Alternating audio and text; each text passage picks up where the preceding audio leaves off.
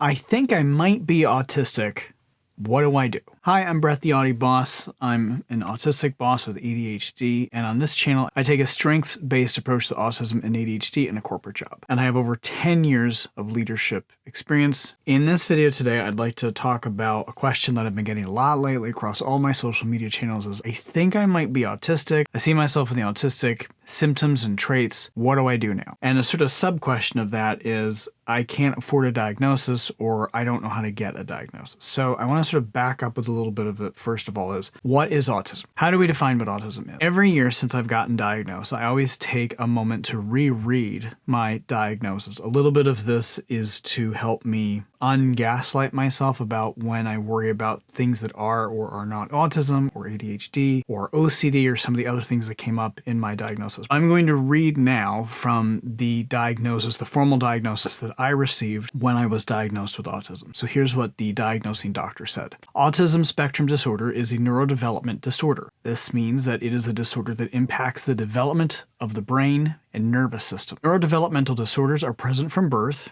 and persist throughout the lifespan, but this does not mean the symptoms are always the same. Symptoms can often change over time as an individual grows and develops, alongside changes in the environment that may contribute to relative functional impacts at the time. ASD, or autism spectrum disorder, has a genetic component to it, which makes it complex. It is sometimes a result of random genetic factors, but it also has a high degree of hereditability, meaning that most of these genetic components may be inherited. Aside from genetics, little is known about the specific factors that may cause or contribute to ASD. The name of the disorder, autism spectrum disorder, which includes an important message that ASD is a spectrum. While there are symptoms that are characteristics or typical of ASD, the way in which these symptoms present can vastly differ between individuals and how they manifest, though still representing core underlying features. Additionally, each person with this diagnosis may require different types and levels of support. As the famous quote often says, when you have met one individual with ASD, you have met one individual with ASD. So with that in mind, if you're starting to suspect how autism represents inside of your life, maybe you've read the book Unmasking Autism by Dr. Devin Price, or maybe you've seen some videos on TikTok, or you've seen some videos here on YouTube. Whatever it is, if you're sitting there wondering, is it autism? Is it ADHD? What do I do next? For a lot of people, I recommend, if you're looking for a place to start with the website Neurodivergent Insights. This is a website that's run by Dr. Megan Anna Neff, and Dr. Neff has a book called Self-Care for Autistic People and has a new book on autistic burnout coming out in a few months' time of recording. But they also have a podcast, a newsletter, but more importantly, on their blog, they have broken down so many different types and symptoms of different types of autism, ADHD, bipolar, anything that's sort of falling under that neurodiversity spectrum, and has made a lot of these things under their blog Misdiagnosed Mondays. And what's really helpful about some of these is it really breaks down the differences between what is one thing and what is something else. So here's an example of what Dr. Neff has done, comparing OCD, OCPD versus autism. And on their blog, they break down the differences that are OCPD, the things that are autism, and then where those two things overlap in the center of their Venn diagram. And then as you scroll down, there's more write-ups, there's more explanations, there's research, there's all these different things, and then you can jump into different sections of this to understand more about these different things. So this kind of research is really user-friendly, it's really well explained, and it helps make this very accessible for free. Now, of course, Dr. Neff has many resources on their site where you can purchase workbooks and different things like that. They do not sponsor this podcast. This is just something that I'm a really big fan of.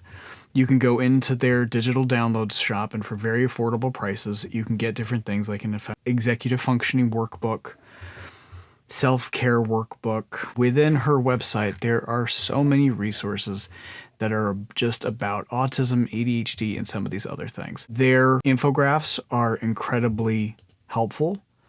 For example, looking at how to be more autism affirming inside of a family. And then again, a very thoughtful, very well written, but also quick reads about these different things for things that you can take away. A lot of times I get questions like, well, that sounds like OCPD, or that sounds like PTSD, or that sounds like CPTSD. Dr. Neff's website shows in these Venn diagrams and in these write-ups and these blogs and in these breakdowns where those similarities are, what the differences are between these two things, what the overlap is, and then breaks down in the blog that goes along with these infographics all the different ways that these things are very similar. And then there's resources on top of that. One of the many, many reasons why I love this website. All of this information is there for you. A big question that often comes up, I can't afford a formal diagnosis, or should I get a formal diagnosis? Again, I'm going to point back to Dr. Devin Price's book, Unmasking Autism, where he writes really clearly about the benefits of staying self-diagnosed versus getting a diagnosis. Now, from my personal perspective, I'm just going to speak to the fact that I believe self-diagnosis is valid because a lot of the diagnosis process is very complicated. It's very expensive for some people.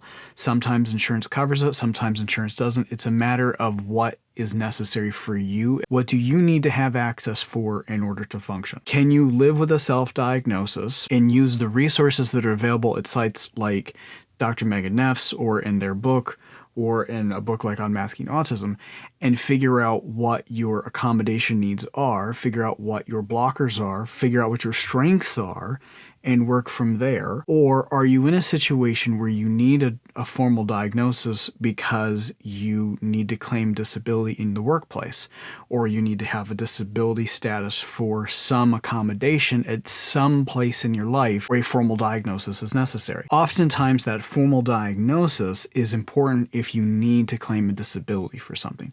ADHD and autism are recognized disabilities, so getting that formal diagnosis can help you in that respect. But if you don't need the formal diagnosis, then you can certainly work through a self-diagnosis process where you go through some self-acceptance and you start to think about, what are the barriers that I face every day? Write out some of those things. Start to think about, this feels like me. This feels like something that works for me. This feels like something that's a barrier for me, or, oh, I'm really good at that. I recommend making strengths, not just the barriers, not just the frustrations. You can kind of make two lists. Now, there may be other barriers that we face, so it can be helpful to figure out, okay, what do I need assistance with? What do I need to work on in terms of areas that are barriers for me?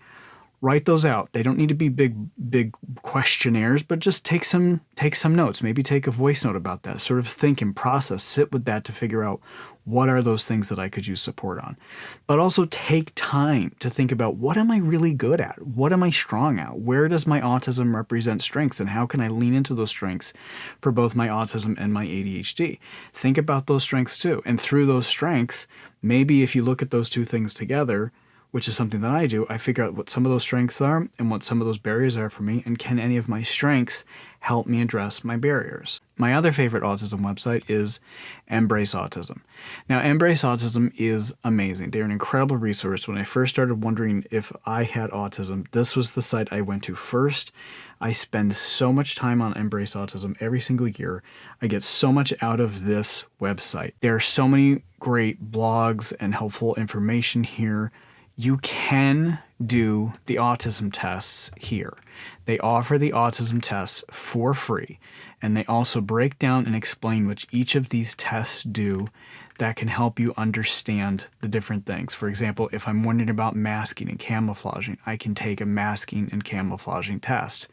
If I'm curious about all of these different scores, each one of these tests and the blog that they write with it helps you understand where you land and what that means about being on the autism spectrum.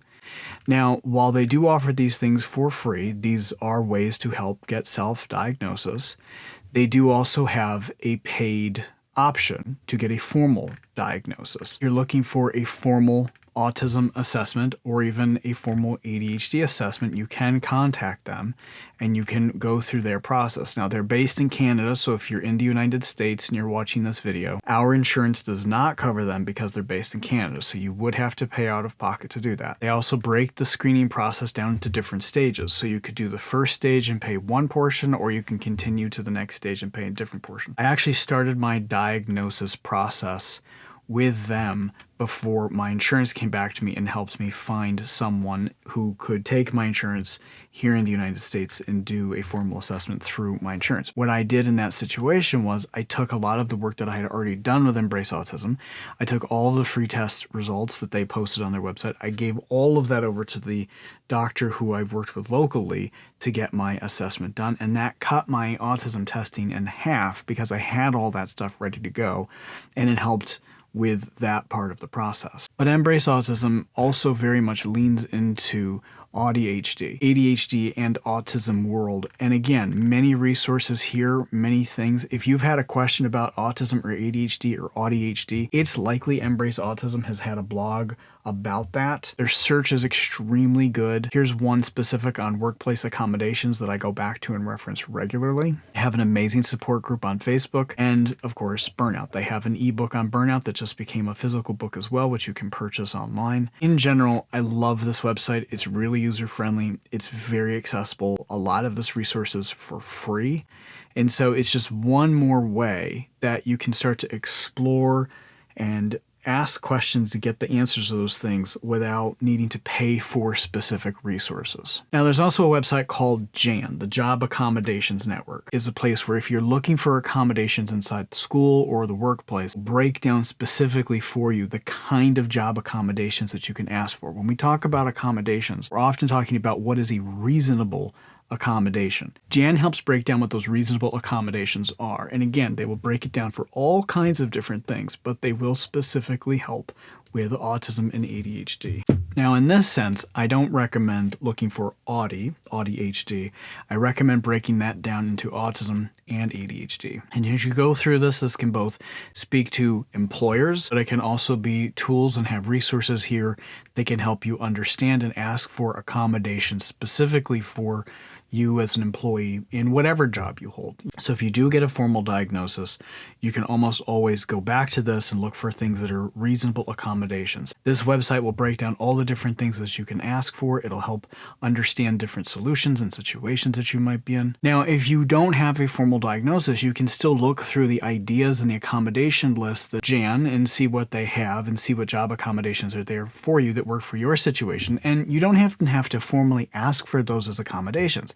In many cases, because so many of these things are regular, reasonable things to ask for at work, a lot of times if you find some of these and work with your manager or you work with your boss to figure out how can I do something like this more in my workplace or in my job or in my situation, you may not necessarily need to have that formal diagnosis or make a formal request about that in the workplace. It's also a really good website that's a formal thing you can send an employer to help them better understand autism and ADHD because it's written for people in HR, people who are in jobs, people who are bosses or things like that. So of course now I've got a whole separate video on different book recommendations that I have, and of course I've mentioned some of them in this video. I've mentioned Self-Care for Autistic People, Unmasking Autism from Dr. Devin Price, and How to ADHD from Jessica McCabe, who also has a YouTube channel of the same name. All of those amazing resources are exceptional books. All of them have new books coming out in this year, 2025. All three of them have new follow-up books. Dr. Megan Nuff has one coming up on burnout for autistic people. Dr. Devin Price has a follow-up to Unmasking Autism that's out in a few months as well, time of recording. And How to ADHD has another book coming out as well. So definitely more to look for on that. I'll put links below in the description I hope some of this information has been helpful. This is a broad look at ways that you can get more information about understanding about your autism and your ADHD if you're starting to feel like you're autistic, or you want to know what the overlap is between PTSD, CPTSD, autism, ADHD. I am not a medical expert, so I cannot speak specifically to the medical expertise around these things. Anytime I'm wondering or I have a question or I'm sitting with something, any one of these resources are the ones that I go to first to research that thing that I'm trying to learn more about. And then I sit with the information that I learn and I reflect on how that is happening inside of my world, in my mind, in my work environment, in my home environment, and in my personal world. I'm Brett the AuDHD Boss. I hope this has helped. I hope some of this information has been helpful for you. Please like and subscribe to find out more. If you have a question or a specific area you'd like for me to cover, a topic or a video or something you'd like for me to talk about, let me know in the comments below, or you can shoot me a note at brett@audihboss.com. Thanks for watching. Please check out some of the other videos while you're here.